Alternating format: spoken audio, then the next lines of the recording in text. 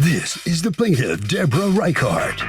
She says she babysat for the defendant's kids, and the woman has no motherly instincts, and her kids are suffering horribly. The woman and her husband split up. She still owed $680 for babysitting services rendered. And because she can't get the defendant to pay her, she's suing.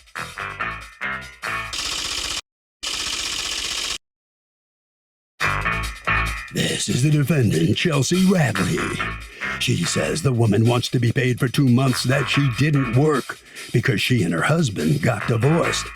The woman told her ex-husband untrue things about her behind her back. Things became awkward between them, and she doesn't owe this backstabbing woman a dime. She's accused of being a baby about money.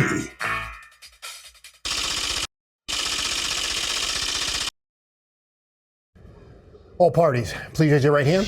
People's Court is now in session. The Honorable Judge Marilyn Milliamson presiding. Litigants have been sworn, Your Honor. Thank you, Douglas. You're welcome. Okay, Ms. Reichart, you are suing Ms. Radley for 2 weeks of babysitting, 11/26 and 12/17, plus late charges. Tell me the history here between the two of you.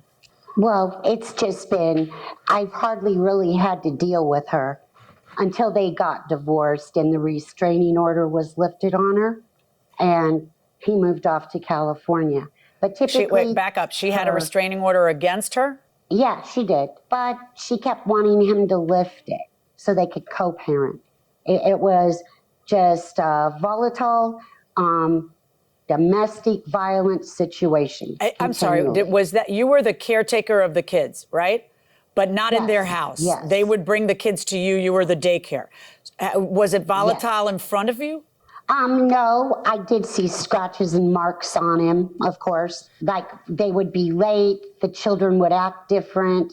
You know, I had a happy, tiny little baby that did nothing but laugh and enjoy everything. And I always knew when something was up because their demeanor was totally off. How many children were there? 2. And how old were they? At that time, I think they were— when you got them, how old were they? Oh, I got them at birth, you know, after her maternity leave was up.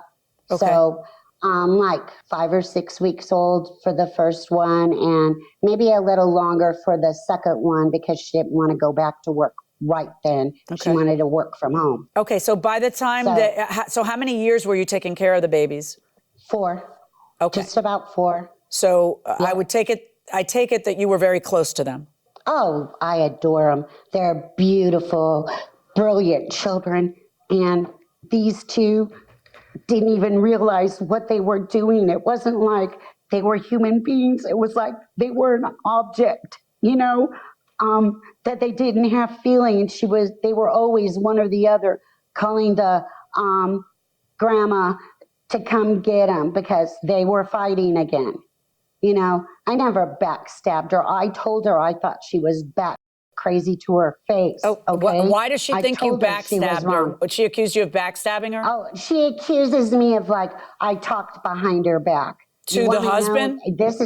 Yes. I mean, I work for him too.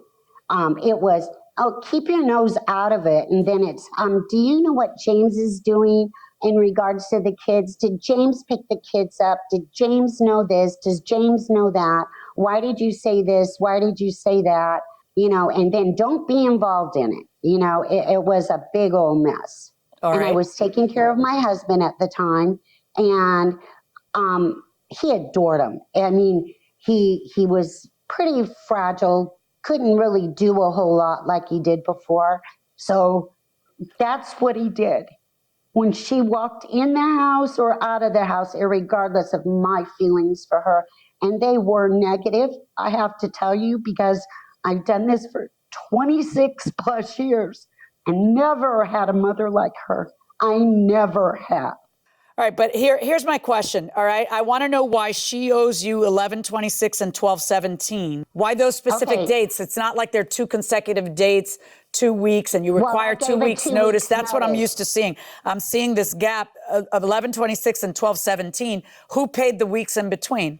He did, the husband. And then why is she responsible for 11/26 and 12/17? She owed me for 11/26. That was just a payment she never made. And then her week of the 2-week notice. He already paid me his. Why weren't you sending the children there, Ms. Radley, in November and end of October? I was in the middle of looking for a new apartment. And with the rent increase that's been going on, it was just really difficult. No, that doesn't make any sense to me. That would be when you actually need more childcare because you have to work longer hours or look for an apartment. Why? I'm trying to figure out why the kids weren't there in part of October and November. That is my question. So my ex-husband had already had them. He's been going against our court order from our divorce. He's not supposed to take them out of state. I've allowed them to because he's a very difficult person to deal with. He had already had the children out there. And when I couldn't find a place, I was like, just go ahead and keep them for another 2 weeks. And then who was making the payments to the caretaker during that time, to the plaintiff? I was making my payments. I'm not sure what they've worked out. Was there something in the temporary order during the divorce? Did the judge set anything in place about who was going to pay the child care worker? We were both responsible for our weeks with the children. Okay. All right. So was the week of 11/26 your week? Yes, I believe the following week is when she would have worked for them. But yes. I don't understand. 11/26 was what? So we paid for the prior week that she worked. So the 11/26 payment would be for the week of 11/29, Ms. Reichart? Yes. Okay. So the week of the 29th would be your week, and that would be something you're supposed to pay. Why didn't you pay on the 26th? Well, I had made a comment to her right before I was about to make my payment. She's given me some feedback if I'm 10 minutes late. I've gotten text messages 7 minutes late saying that if I wasn't there, I was going to be overcharged. Overcharged? You have a contract that says if you're 10 seconds late, you owe me $15. That's what your contract says. I didn't sign your contract. You did. So you're supposed to get charged $15 every single time you're late. And I see tons of texts where you say, I'm running late. 15 minutes. There's too much traffic. But yeah, I know. It's 5 minutes, 10 minutes, but you're not supposed to be late. And there's supposed to be a $15 fee, right?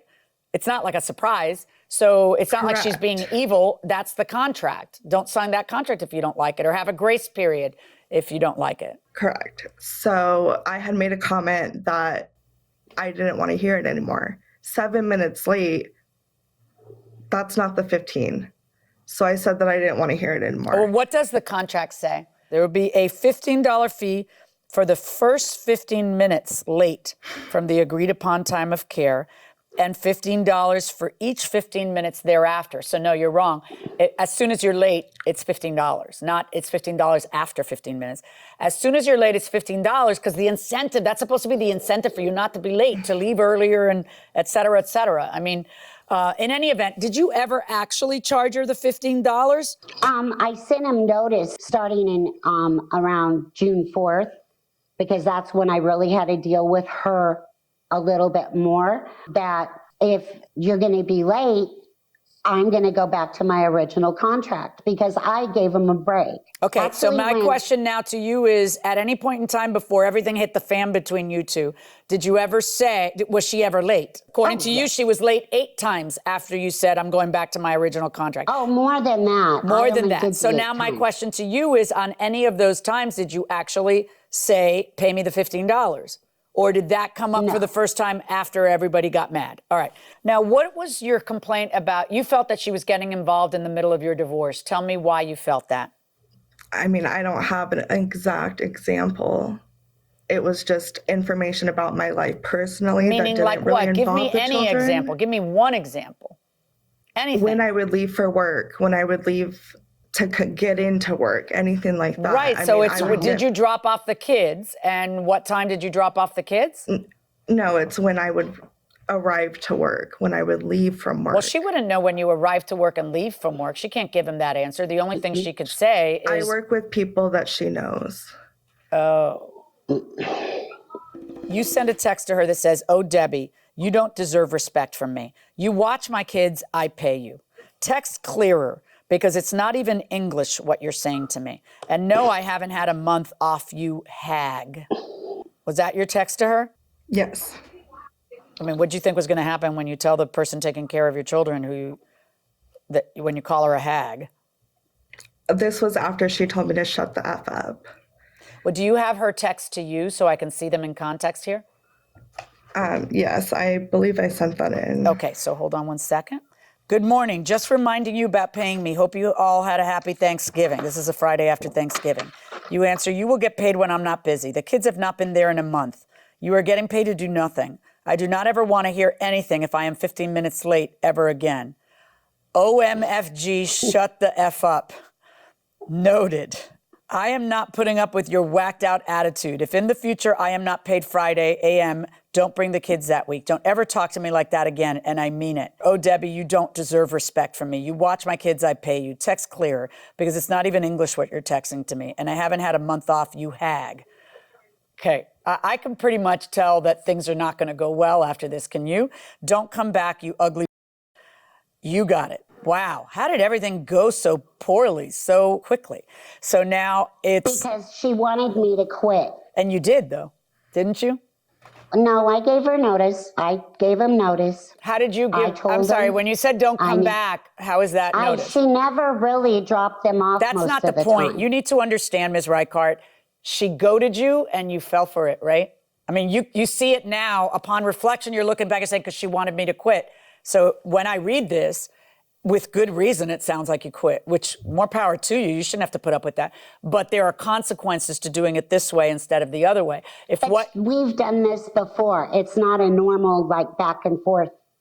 It's not an abnormal back and forth, because back in July, I was supposed to stop watching them at her request. Okay. And here in October, I'm still doing it. She gave me notice When I in gave a July month and blew it off. Don't come back, you ugly is you quitting. I'm reading that as you quitting. And I think you realize that.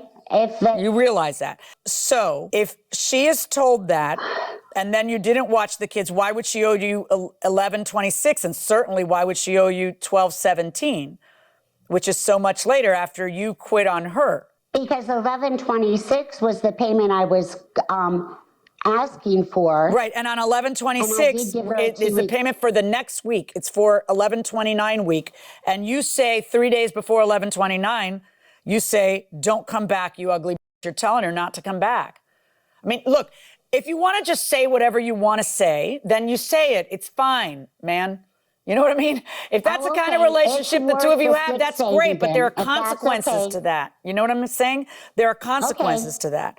Now, why shouldn't I charge you the late charges, Ms. Radley? Give me your answer on the late charges, because I counted like 6 or 7 of them myself without even trying to. They just kept popping up all the time that you were like inconsiderate of her time. So as you were scrolling through those text messages, a lot of times it would say, you know, I'll be there by 4:15, 4:20. My time to pick them up was 4:30. There would be times where my boss would allow me to leave work early, and I would text her that I'm going to come pick up the kids early. What time was pickup time, Ms. Reichart? 4:30. Well, can you provide me with evidence that she wasn't on time, that she was after 4:30? Well, those are the times I'm giving you. Right. When So what dates? Give me the dates of each time she was late and the I ran over. Listen to me. Give me the dates that you say she was late. When did you and your husband separate, Ms. Radley? We separated October 9th of 2020, and we're divorced January 2021. Friday, June 18th, 4:30. 10 minutes behind. I stopped to get them snow cones. And so that should have been a $30 one, not a $15. What do I do with the fact that you never actually collected it ever? And you know what, Judge Milion? Milion. All I'm doing is that's just Milion. I'm sorry. That's all right. All I'm doing this for is because, number one, you know, how many people watch your show? Okay. And if I lose and I don't get paid what I'm owed, all right, because when I let them not go and they didn't have to pay me. Here's the problem. Here's the problem. But I need you to understand that there's a legal premise. When you routinely I understand. don't I get it. charge something, There is a legal premise called waiver. If you act as though you're not enforcing it, and then they act as though you're not enforcing it, and then you again act as though you're not enforcing it, and then they act as though they're not, and then you again act that they're not enforcing it because you have never once billed for the $15, she can rely on a legal premise called waiver and say, hey, nobody was abiding by that. Nobody was, and she wasn't enforcing that. And now she's trying to enforce it even though she has legally waived it. Do you get that? That's where the problem lies. Yes, I do. Right. All right. I understand Ms. it. Reichardt, I know that you're very angry at her, and I know that you feel that she's a terrible mom, and I know more than anything else that you love those boys and that you miss them. I know that because I heard the pain in your voice when you were talking. And I know that they have to love you as well, and that the children have to miss you tremendously. I know you loved those children, but this happens. They're her children, they're not yours. They're his children and her children. He's moved and she's around and that's it. So my only job is to figure out if there's anything about the contract that she's violated. Based on the text that I have read through, that's you telling her, don't show your face around here again. Don't come. And that's you quitting. That's not her quitting. If she doesn't quit, she doesn't owe you the 2 weeks. So I'm finding in her favor. And unfortunately, I find in her favor as well on the late fees because of the legal concept of waiver. I have no choice. My hands are tied. This is how I have to rule. Good luck to both of you.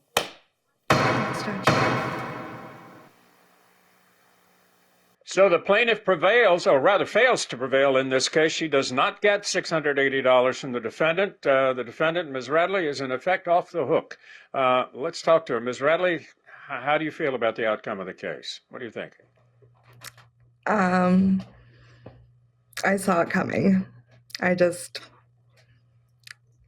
The contract is what the contract is, and she quit, so. All right. Ms. Reichardt, you heard what the judge said. How do you feel about this? Judge Miley gave me the opportunity to let everybody out there know that there's something up with her. Maybe somebody will keep a better eye on her. You know, it was worth losing it to be able to get that out. She just doesn't know what she's doing with the kids. She could care less. All right, Harvey, that's quite a case. What are your thoughts? So, Doug, the judge mentioned that the late fee provision was waived. What that means is this. You may have a clause in a contract that entitles you to certain money. But if that contract rolls along week after week, month after month, even year after year, and you would be entitled to that money based on the contract, but you never exercise the option, at a point, by sitting on your hands, you forfeit the ability to get that money. I know you guys have heard thousands of cases. Do you automatically know or remember what laws apply before you review each case, or do you have to go back and check what's up with each case, or does it come down to common sense? The best judges, certainly, and the best lawyers are constantly keeping up on changes in the law. Right. Because the law is dynamic. It's not static. It's always changing, right? Right. And there are services that will send you advanced indications or copies of new opinions that are coming out quickly. You can get them online as they come out.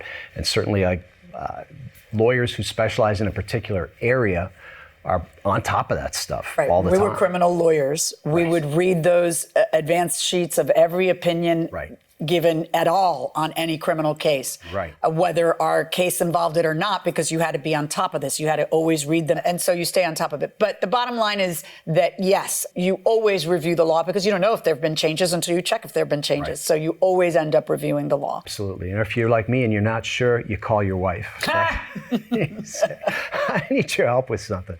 I've done that with you too. You have.